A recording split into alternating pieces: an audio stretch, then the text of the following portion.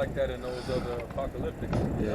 Like The Road, I Am Legend. You know, it wasn't too many. It wasn't like a normal day of people walking and, you know, carrying on and like how we see people just randomly walking the streets. You didn't see that in those movies. I saw a movie called The Last Man on Earth. Yeah, and it was a Vincent Price movie, but it literally is I Am Legend. It's the same movie. Like literally the same movie. So that's where they get the ideas from the scriptures. Exactly. They didn't just come up with these ideas on their own. Oh, this is what's gonna happen.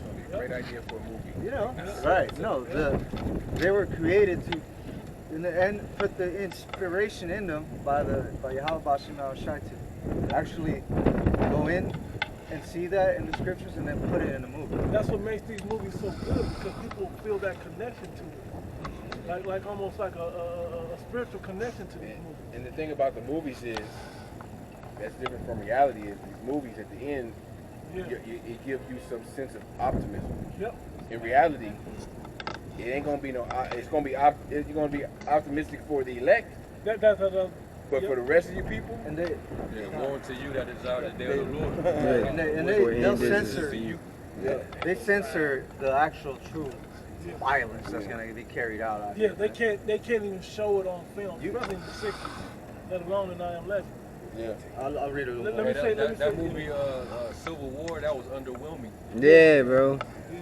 But what was really going to go down, that was underwhelming, man. It was the only satisfaction that people got towards the end was when they killed the so-called president that was supposed to be like Trump.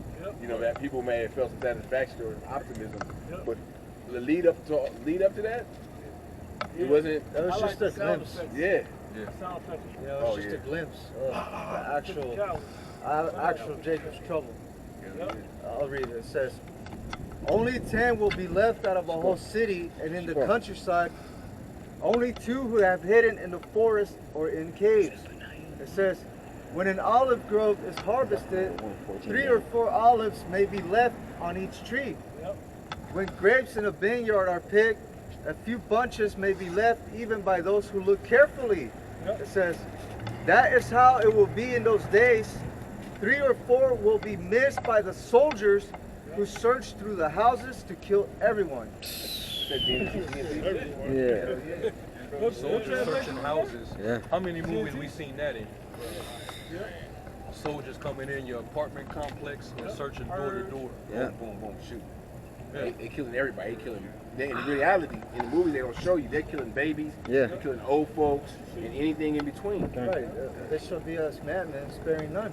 What's the one movie where it was like the disease and they had to scan their phone, and if you don't scan it, no. Songbird. Yeah. And then they come up to the door, you know. You didn't scan your shit. They showed up. Yeah. So this is telling us literally, martial law. Yeah. You know. Oh, Bushwick.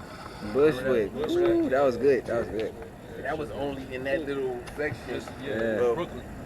Bushwick and Brooklyn. Yeah. Another movie with a hardcore siege is Tears of the Sun. The Hamites, started Caesar Jake, man. Yeah. You know? Cut the breast off the woman so she can't get sucked. Man. Yeah. It's called Tears of the Sun. Tears of the Sun. Yeah, I'm about to watch that too. It was a good one. The Hamites was chasing the Israelites. Yeah. They was armed and shit. They was chopping shit down, man. I'm saying, brother, speaking about these movies, and the human mind, the imagination is vast, but it's only so much you can put in a film, right? The scriptures speak about how there's gonna be a time such as never been before since there was a nation. You can't capture that in a movie or in a book. Right. The only access that we have to that are these shock sites. These shock sites, I don't recommend them, but they're there. Yeah. And sometimes your curiosity, There's a lot of gore in it. Yeah. That really shows you what humans will do for other humans. You gotta watch it a long time to get where you just like turned off. Desensitized. Yeah, I gotta say this. I'm not gonna say which brother. Yeah, I'm not gonna say which brother did it. Brother that know After camp, my brother would turn that on. First thing, we could walk in the house, he turned that on.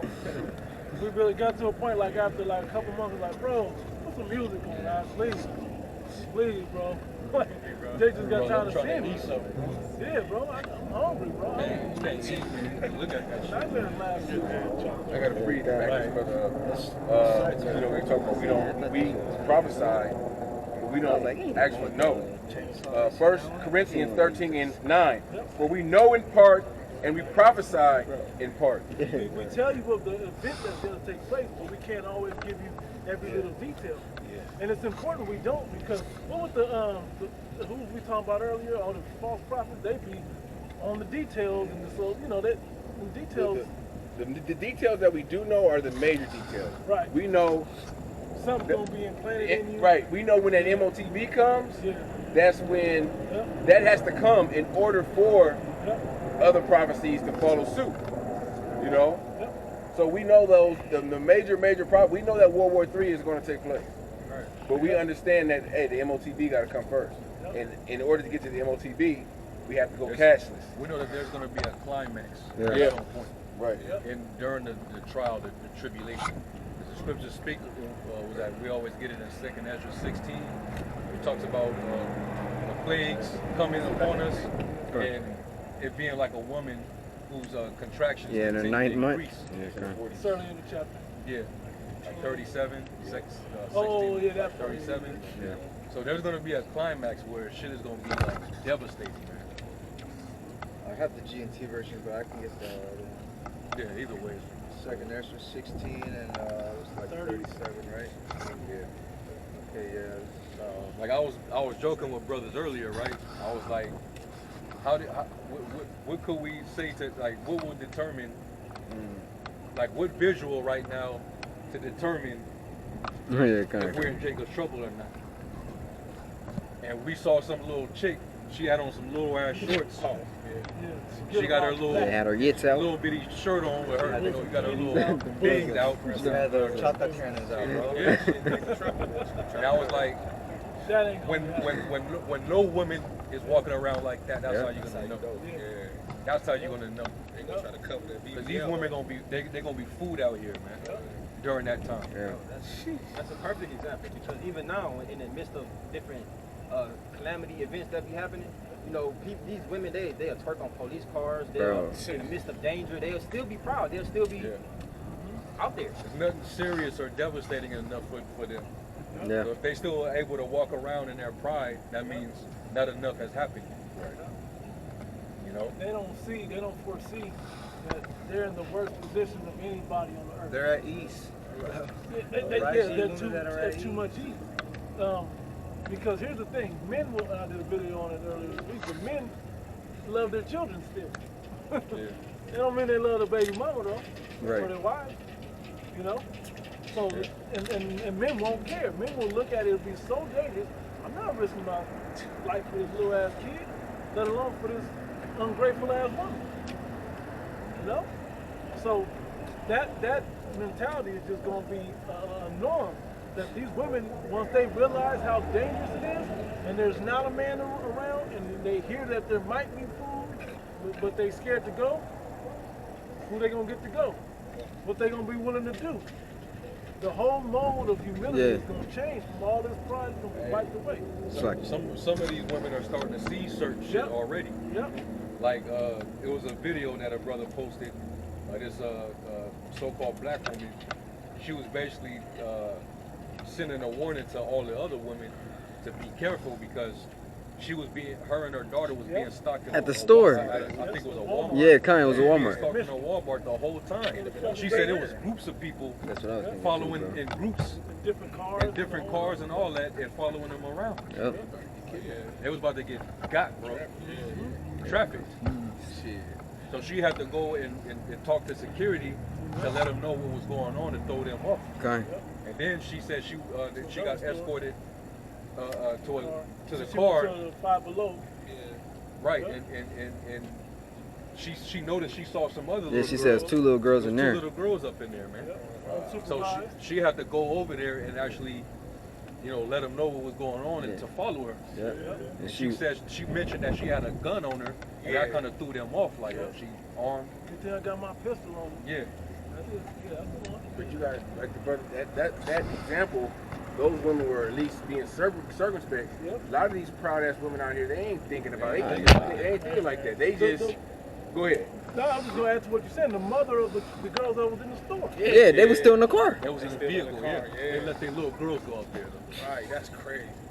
You got caravans of traffickers lurking out. Hey, if a man got the spirit on them, like you can have a pistol, you can shoot you can shoot bullets at him, and it ain't gonna stop him. Yeah. Exactly. You know, he's still gonna get up with you. Yeah. You know, it's the type of spirit that man gotta have on him, man. The Lord allowed that woman to see that, I believe, as a warning to these other women. Yeah. You know, everybody got to get a warning before, you know, before it comes. Yeah. You gotta understand when these women that are being targeted, the ones that are being targeted, the ones that, you know, doing kidnapping or whatever, they're backed by Esau. So they have the resources to get away from law enforcement. They know where not to look, and you know, they got, you know, they got the inside scoop. So it ain't like your daughter or whoever get kidnapped and, oh, we gonna find them, we gonna send a search party. Because part of the search party is the motherfuckers that kidnap them. Right. You know what I'm saying? So it's once you get got, you through. You could be in a container on your way overseas somewhere, and you ain't getting no cell phone service out there at sea. Nah. Once you in a container, that's it. They show you in that movie, Sound of Freedom.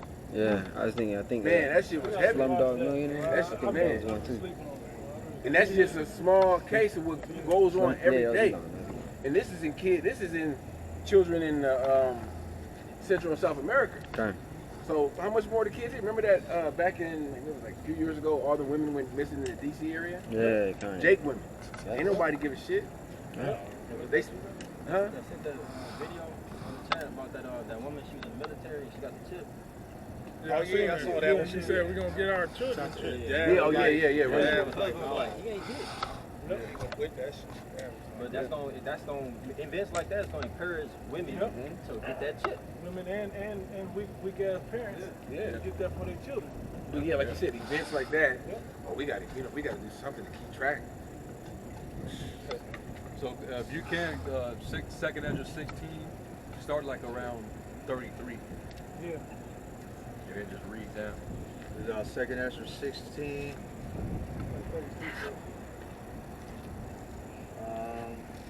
This verse, okay, yeah, I got it. It says, second Ezra 16 and 33. It says, the virgin shall mourn, having no bridegrooms. The woman shall mourn, having no husbands. Yeah, and like these type of scenarios that we seeing happening with women getting followed, women getting snatched up. Most of these women, especially here in the West, they don't have husbands. They don't have men protecting them because they done ran the men to passport bro status. So they're gonna, you know, realize that, oh shit, we don't have any protector. You just out there in them streets. You know? Yep. That's when you're gonna realize the value that men do hold. A little undertone of the movie. We all love the movie, but no one's putting together what was going on. Purge Anarchy. The very beginning of the movie. All right, everybody get home safe and all of this, right? They all leave, and then what? As soon as you hit the block, and they knew the purge was coming. They was like, hey, girl, the people whistling and stuff at her.